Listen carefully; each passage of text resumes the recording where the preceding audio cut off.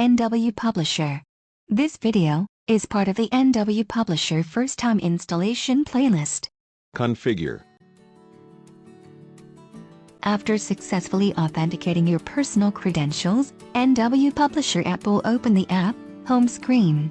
The first time configuration will automatically run to set up the app notifications. When asked if you would like to receive notifications from your congregation, tap Yes.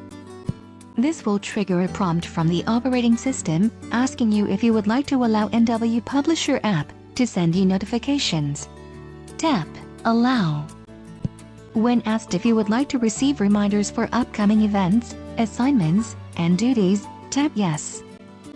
Your NW Publisher will appear like this for the first time. If you notice this section is not yet ready, just close the app and open it again. If you tap No to any of the prompts, or just want to change the app's notification settings, tap the gear icon on the top right. Tap on Settings. Then tap on Notifications.